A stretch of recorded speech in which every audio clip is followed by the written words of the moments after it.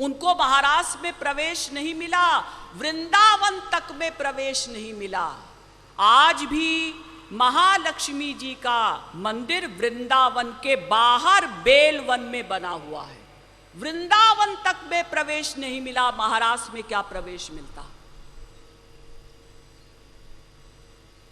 इसीलिए उद्धव जी ने भी कहा भागवत में, ये बात कही है जो श्लोक मैंने अभी बोला है, नाग पत्नियों ने श्री कृष्ण से, कालिया नाग की जो पत्नियां थीं, जब भगवान श्री कृष्ण ने कालिया नाग के फणों पर नृत्य किया और समस्त शिरों से खून बहने लगा, समस्त फणों से खून बहने लगा, तब ये बात कही थी नाग पत्नियों ने कि कस्यानुभावो से न देव विद्महे तवांघ्रि रेणु स्पर्शाधिकार। हे श्री कृष्ण, हम अपने पति कालिया नाग के भाग्य की क्या सराहना करें कि जिनकी चरण धूलि महालक्ष्मी जी चाहती हैं, वो चरण साक्षात हमारे पति के फणों पर पड़े, सिर पर पड़े।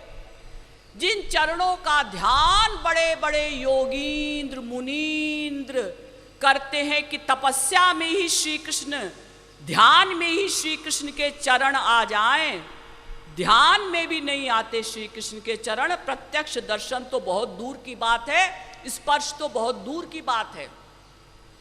हमारे पति ने ऐसे कौन से पुण्य किए थे, कैसी भक्ति की थी कि जो हमारे पति के फणों पर आपके चरण पड़े, आपने नृत्य किया। इन चरणों की रज के लिए तो महालक्ष्मी जी तपस्या करती हैं, इन चरणों की रज, गोपियों की रज के लिए तो महालक्ष्मी जी तपस्या करती हैं। और दूसरा श्लोक जो मैं अब बोलने जा रही हूं, ये उद्धव जी ने कहा था, नायं श्रियोऽंगौनितान्तरते प्रसादः स्वर्योषितां नलिनगन्धरुचां कुतोऽन्याः रासोत्सवेस्य भुजदण्डगृहीतकण्ठ लब्धाशिषां य उदयात् ब्रज सुंदरीणाम।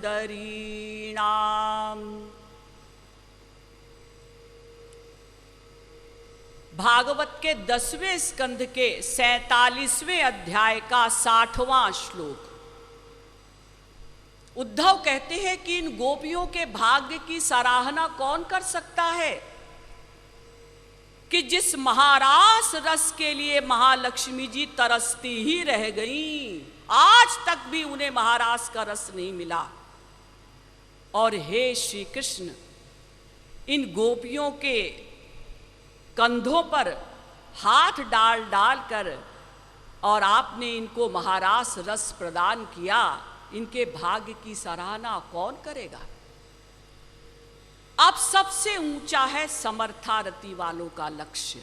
ये है ब्रज की गोपियां, जिन्होंने श्री कृष्ण के सुख को ही अपना सुख माना, अपने सुख की कभी इच्छा रखी ही नहीं। चैतन्य महाप्रभु कहते हैं, निजेंद्र सुख वांछा नौहे गोपीकार, निजेंद्र सुख वांछा नौहे गोपीकार, कृष्ण सुख हेतु कौरे संगम विहार।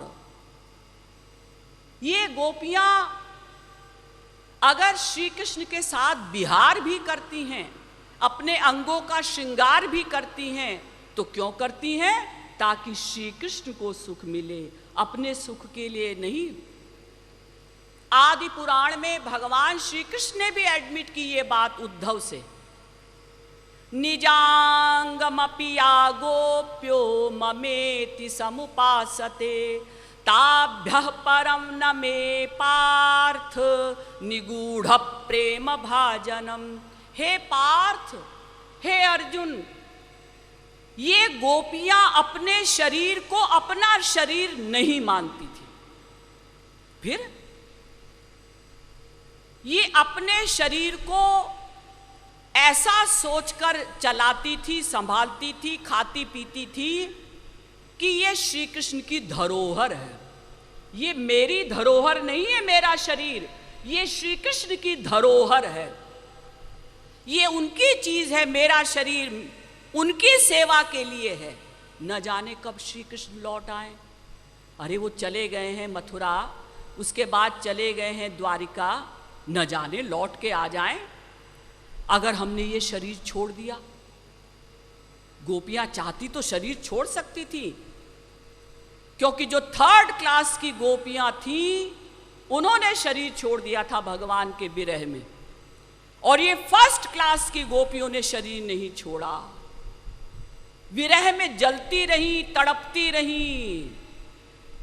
किस लिए नहीं छोड़ा?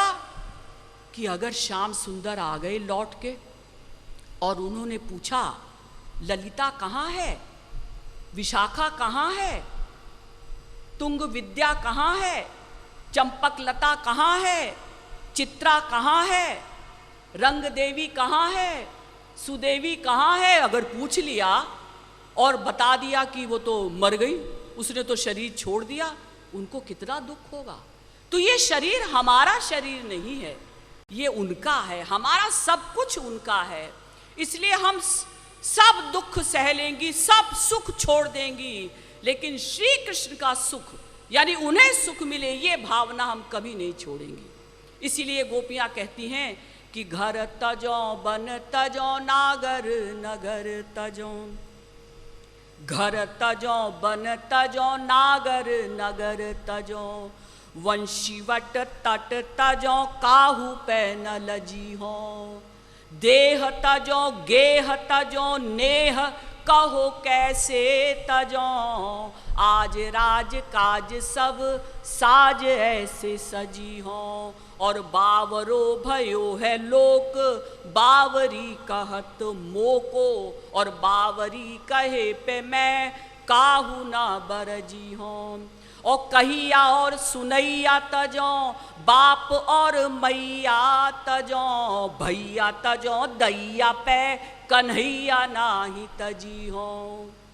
ये इसीलिए ये गोपियां कहाँ पहुंची कि श्री कृष्ण को भी एडमिट करना पड़ा कि हे गोपियों, मैं अनंत काल तक आपके ऋण से, आपके प्रेम के ऋण से, आपने जो मेरे लिए लोक लाज की परवाह नहीं की, घर के बंधन तोड़ डाले जिनको बड़े बड़े योगी यति भी नहीं तोड़ पाते, और आपने जो मुझसे निष्काम प्रेम किया है, अनंत काल तक मैं आपका ऋणी रहूंगा, मैं कभी उऋण नहीं हो सकता।